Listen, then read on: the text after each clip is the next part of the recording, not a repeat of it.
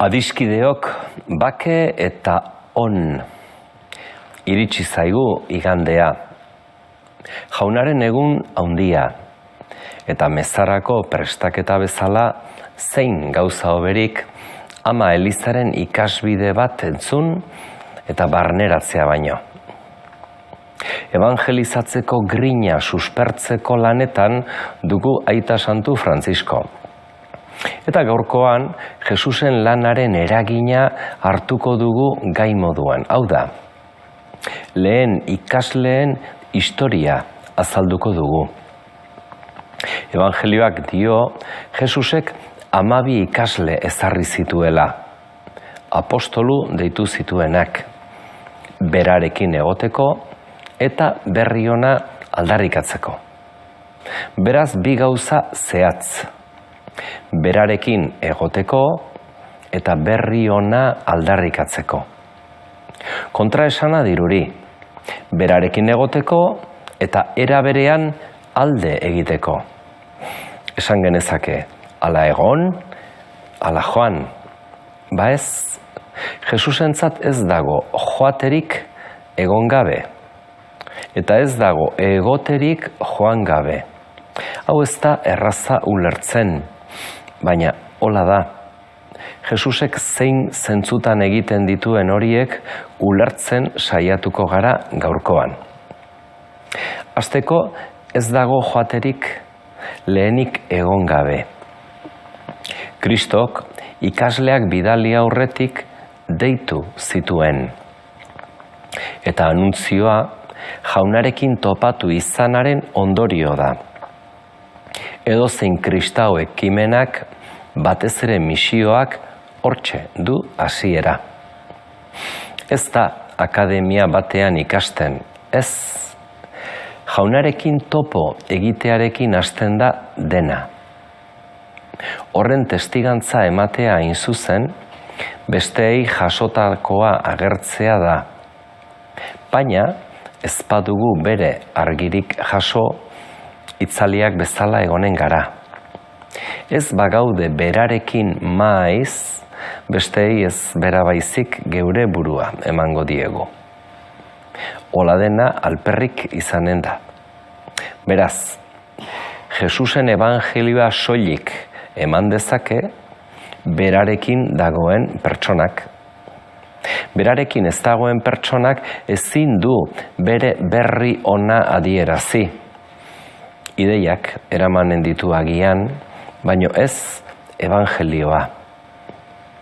Modu berean, ez dago egoterik joan gabe. Hain zuzen, Kristori jarraitzea ez da gauza intimista bat. Aldarrikapenik gabe, zerbitzurik gabe, misiorik gabe, Jesusekiko hartu emana ez da garatzen. Nabaria da Jesusek bere ikasleak bidaltzen dituela, beraien prestaketa amaitu aurretik. Deitu ondoren, handik egun gutxietara bidaltzen ditu. Horrek esan nahi du, misioaren esperientzia kristau formakuntzaren atal bat dela. Gogoan arditzagun bada ikasle ororen bi une osagarri horiek. Jesusekin egon, eta ondoren joan. Jesusek berak bidaliak.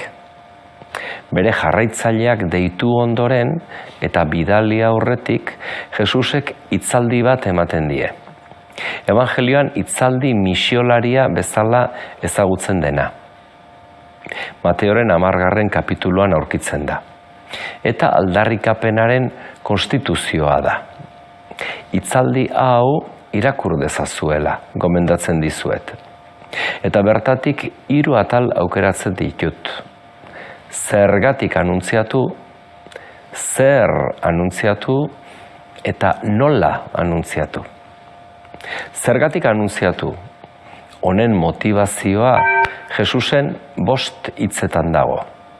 Eta ongi egingo genuke beti oroitzea.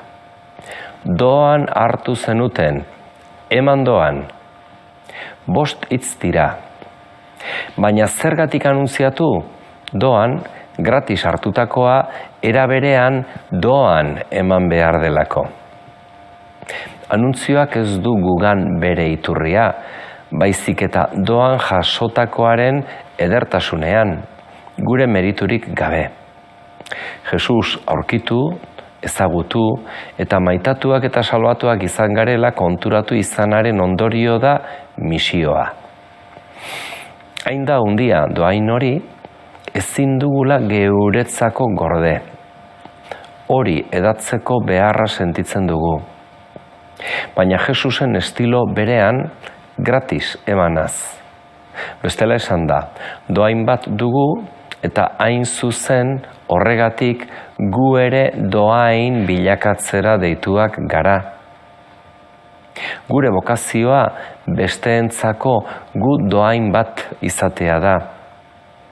Gugan da Jainkoaren seme alaba izateko poza. Anaia Arrebekin partekatu beharra dago. Besteak oraindik horren jabe ez direnez. Hau da anuntziaren zergatia. Joan eta denei, guk jasotakoaren poza ematea. Bigarrenik, zer anuntziatu? Jesusek dio, zoazte zeruetako erregetza bertan dela aldarrikatuz. Hau da batez ere, eta beti esan beharrekoa, Jainkoa bertan da. Baina ez dezagun hau ahaztu, Jainkoa beti bere herriaren gandik hurbil da. Hala esan zion berak herriari. Zein Jainko nazioen gandik hurbil da, ni zuen ondoan naizen bezala. Hurbiltasuna Jainkoaren gauzetan garrantzizkoenetako gauza da. Hiru dira horiek, hurbiltasuna, errukia eta xamurtasuna. Ez hau ahantzi. Nor da Jainkoa? Hurbila, xamurra eta errukitsua. Hau da Jainkoaren errealitatea. Gu predikuan gaudela, maiz gonbidatzen dugu jendea zerbait egitera eta hori ongi dago. Baina ez dezagun ahaztu, mezu nagusia hau dela, bera hurbil dugula. Jaunaren maitasun hori zailago da, guri beti erdian egotea gustatzen zaigulako. Protagonista izan nahi dugu.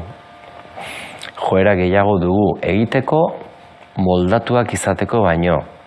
Hitz egitera, entzutera baino.